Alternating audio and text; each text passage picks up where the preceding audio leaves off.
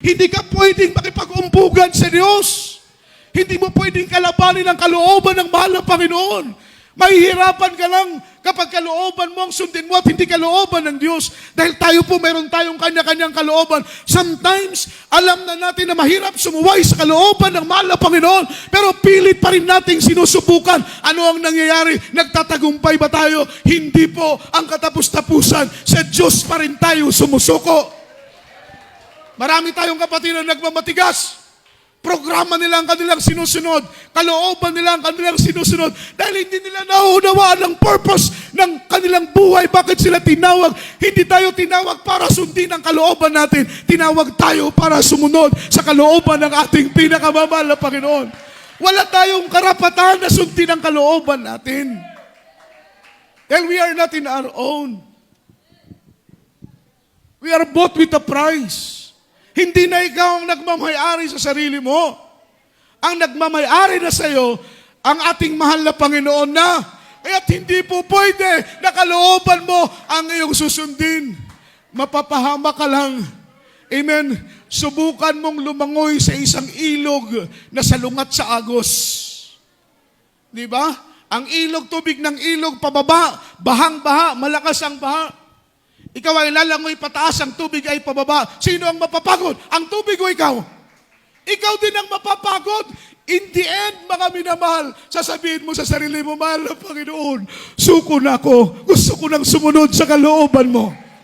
Maraming ganyan Kristiyano, ayaw sumunod, nagmamatigas, nagmamagaling, nagmamapuri sa kanilang sarili. Akala nila kaya nilang takasan ang tawag ng Panginoon. Anong nangyayari? Napapahamak, napapariwara, binibigyan ng pagkakataon ng mahal na Panginoon, kinakahabagan ng Diyos, bumabalik mga minamahal sa gawain ng ating pinakamamahal na Panginoon. One time ako noon, mga minamahal, ayaw ko nang magpagamit sa mahal na Panginoon.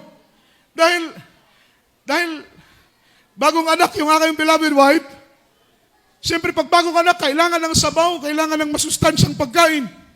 Ang ipinakain sa aking beloved wife ay mga minamahal, daing. Bagong anak, daing ay papakain.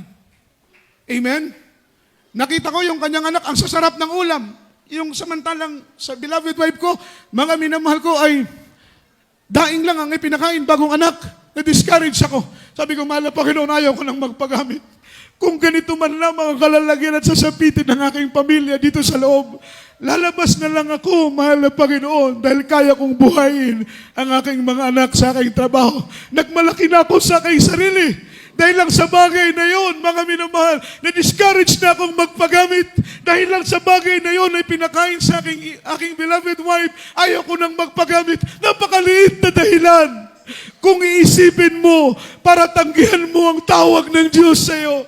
Napakaliit na dahilan, mga minamahal, para huminto ako sa pagpapagamit. Alam po ninyo, at that very time, mga minamahal, sumakit ang aking ulo na hindi ko po matiis, mga minamahal. Yung grabing sakit na aking nararamdaman, tinali ko ang aking ulo ng isang towel po, mga minamahal, at inuumpog ko na po ito sa dingding dahil sobrang sakit na ng aking nararanasan. Dahil sabi ko, mahal na Panginoon, lalabas na lang kami. Ayaw ko nang magpagamit, mahal na Panginoon. Pero nagulat ako nung time na yun, halos patayin ako ng ating mahal na Panginoon, mga minamahal, sa ubo ng sakit. Sabi ko, mahal na Panginoon, patawarin mo ko. Hindi po dahilan ang pagkain. Hindi po dahilan ang kakulangan ng pinansyal para bitawan ko ang tungkuling ito. Naalala ko ang mahal na pastor, kahit wala silang makain, patuloy na ginagawa ang kalooban ng mahal na Panginoon. Walang lubak, hindi umaatras sa tungkulin na inatang ng mahal na Panginoon. Ang layunin pala bakit ibinigay sa atin ng mahal na Panginoon ang kanyang bugtong na anak, ang kanyang espesyal na regalo. Walang iba, puro para malaman mo ang layunin ng buhay, bakit ka tinawag ng Panginoon. Amen? Dapat alam natin, we must live our lives for Jesus. We must live our life for Jesus. Dapat mabuhay tayo para kay Jesus, hindi para sa ating sarili. Yun ang gusto ng mahal na Panginoon. Kaya nga yung common na salita, Philippians 1:29, for to me to live is Christ and to die is gain. Huwag na lang po nating basahin. For to me to live is Christ and to die is gain. Sabi ng Biblia, para sa akin ang mabuhay, mga minamahal, para kay Kristo. kung ako'y mamamatay, para kay Kristo pa rin. Yun ang gusto ng mahal na Panginoon. Huwag kang mabuhay para sa mga bagay na material. Huwag kang mabuhay para sa mga bagay na lilipas at mawawala.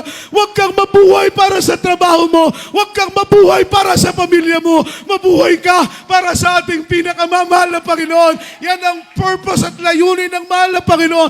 Bakit ka tinawag? Bakit ka pinili? Upang mabuhay ka para papurihan para sa ating mahal na Panginoon, para luwalhatin ang dakil at banal na pangalan ng ating buhay na Diyos. Sa mga oras nito, umawit tayo sa mahal na Panginoon. Year-end Thanksgiving po natin ngayon.